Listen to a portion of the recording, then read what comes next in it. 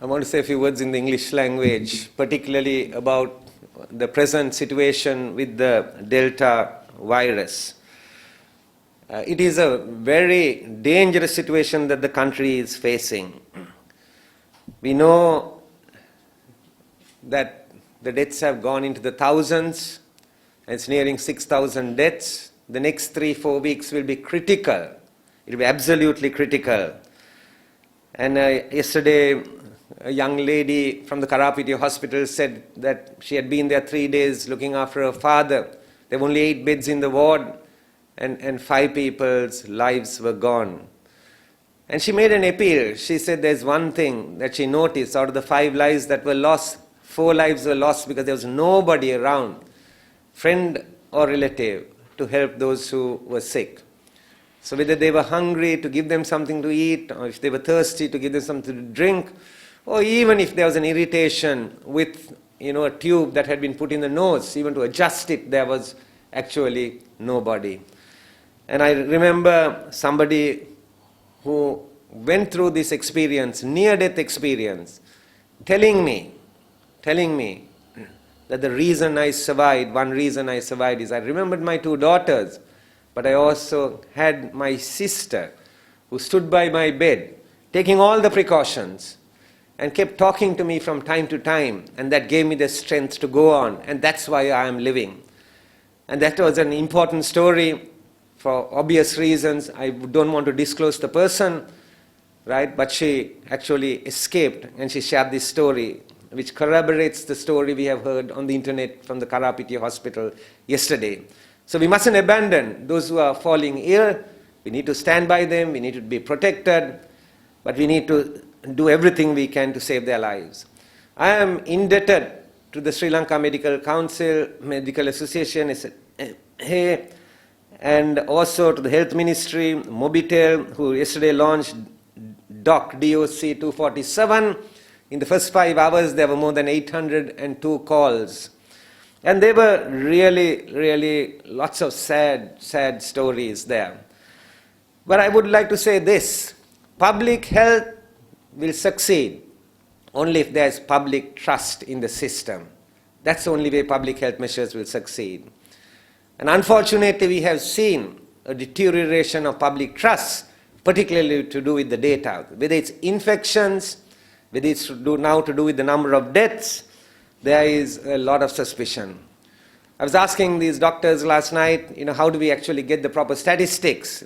They said, well, the Presidential Secretariat has a COVID dashboard that you go there, you get it. But the issue is this: that's not the place to get the data from. You don't go to the website at White House, or you don't go to the website at number 10 Downing Street in the UK to get your data on the COVID. You go to independent sources to get your data. That's how the confidence is built in the system. And we have a problem on our hands because the confidence has eroded. We had this 5th independent expert group meeting. This is appointed by the WHO on the 10th of August. This is a telling report. This report is saying that if we continue as we are presently, there will be. We need to act now. Our urgent priority is to save lives. Sri Lanka will avert about 18,000 deaths by January 2022 if the level of stringency is immediately increased, similar to May 2021 for 4 weeks. These experts are calling on the government to immediately impose stringent measures like in May 2021, and 18,000 deaths can be averted. The death rate in Sri Lanka is spiraling. We are very disappointed that the government hasn't acted immediately and preemptively. The question now is, do we depend on government or do we take the responsibility ourselves as citizens? It is very clear that we have to take the responsibility immediately as citizens in protecting our lives and the lives of those who we love. The Delta variant is really, the mutant is really expanding. It doesn't come through animals or mice or anything like that. It only gets communicated from person to person.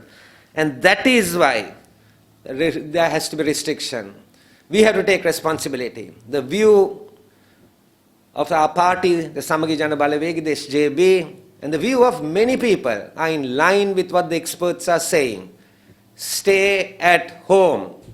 As the expert committee report says, over the next 4 weeks, unless it is absolutely urgent, you have to stay at home. There is no other way in which this could be actually contained.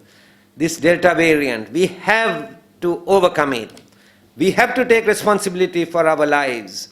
We cannot depend on our government in doing this. We will give the government every possible support to save lives. I don't say this insensitively. People are finding it very difficult to live economically. But we are pushed to say that saving lives over the next 4 weeks is going to be more important than anything else.